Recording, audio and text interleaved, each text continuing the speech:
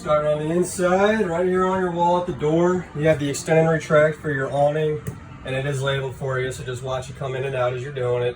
This light switch will be for the ceiling lights inside, and you can actually pick and choose which ones you want on if you choose to. And then this one on the right will be for the LED strip underneath the awning. And then right below that, you have your fire extinguisher. And then to the other side of the door, you have your carbon monoxide detector, which is a 9-volt battery. It's kind of hard to see, but on both sides in the very back corner, you have outlets on both sides of the bed. And just so you know how to get to your bed, jackknife this out. You got these little hooks here.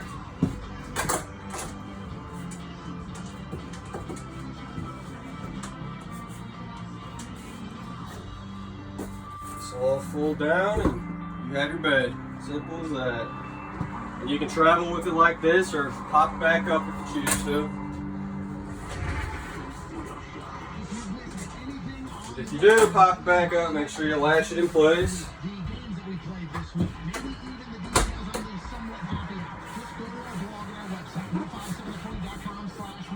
And then to the left of the bed, you have your emergency exit. If you don't know how to use it, pull your arm up, pull straight, push out, screen pops off, and this window will go as far out as possible without falling out on you. All these shades as well, I usually go one hand in the middle or two hands on the sides because they are a little tough. But basically when you pull those down, it will look like that. And if for whatever reason they start falling down on their own over time, do one at a time, but it's a square head. Pop that out, tie it, or pull the string tight, tie a knot or two, and put it back in place, and it should go back to normal for you. Other than that, kitchen's pretty basic here. You got the fan and lights, just like everything else. Microwave. Up top, some more storage as well. And then, on the ceiling, you have your smoke alarm. Stove top, same as outside. You'll just turn it to light, take your lighter to it until you have your flame. I would travel with this down as well. Right on your fridge. To operate this, right now what I was telling you outside is leave it on auto mode. So looking at it, both buttons are pushed out right now, nothing's on. When I push both of them in, it'll give you that beep. Both of those kind of lit up for a second and that shut off. So it's letting us know we are on electric right now since we're plugged in. If someone came by and unplugged us and this was on auto mode and propane was open, it would automatically transfer to gas. And then right here behind the fridge, these will be all your breakers and fuses. They are roughly labeled for you.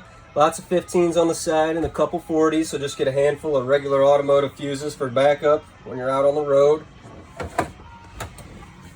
And into the bathroom.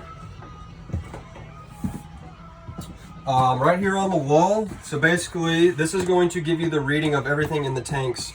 So going through, batteries filled, we got a little bit of water, 2/3 filled in the fresh tank, and then black, all your dump stations are empty.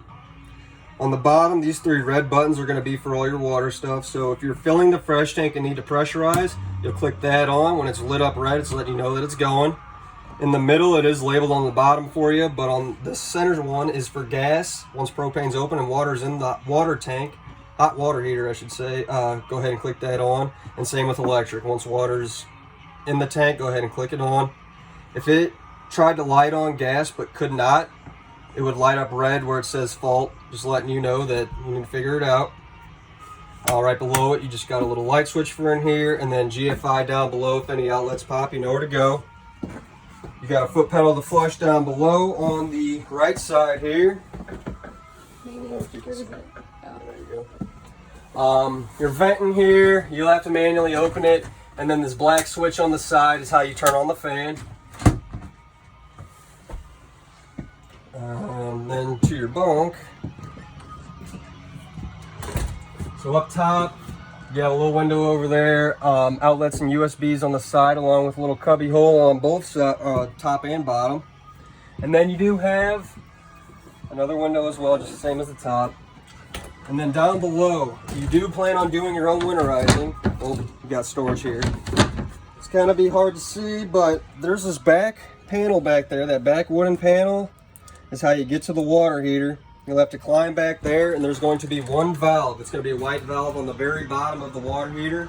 It's in normal use right now, so you just turn the valve the opposite way, and that bypasses the water heater.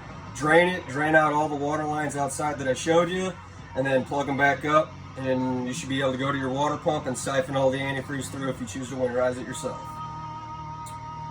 And then right here with the TV, I'm sure you know how to work your TV. To the left of it though, with your radio, you have zone 1 and zone 2 over there in the corners. Zone 1 is inside speakers, zone 2 is out, so that is how you turn those off and on. And then to the right, or yeah, you've got your source over here, so you can kind of go through everything. It's pretty much a basic radio. And then, I can't see back there. Yeah, that's pretty much it over there. If you can't make it to an emergency exit, I do like to let you know that any windows that slide open with a screen next to it, they will open as well, so you can hop out to safety. Your blue bag, this will have all the fun reading material in it, instructions, owner's manuals, things like that. This is our parts catalog, so if we don't have it in the store, we can get it for you. And then this is going to be a preventative maintenance sheet.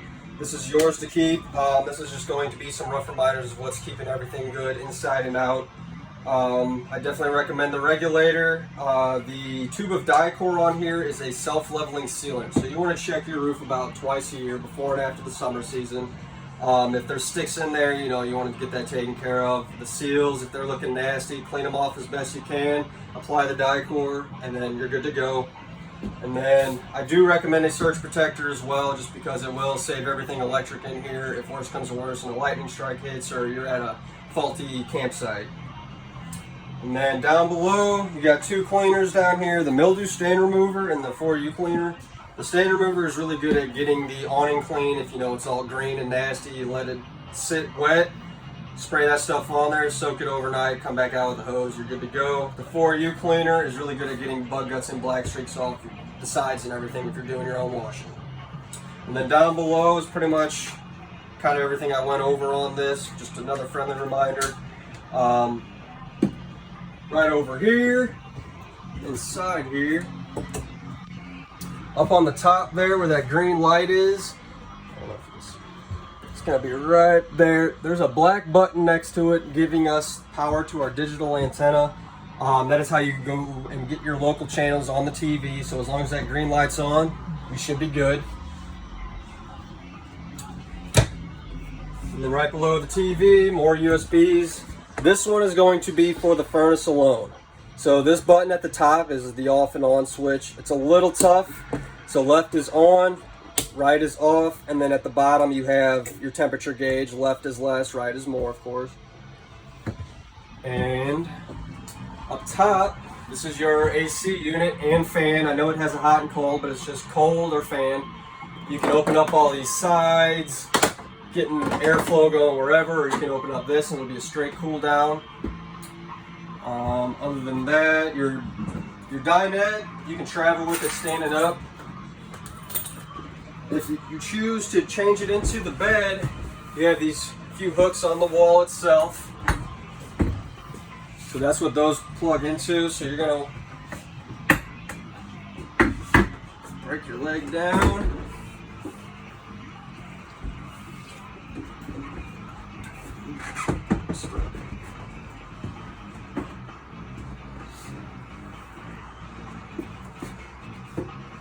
And then notice you got one in the center here, which will go on that very bottom one.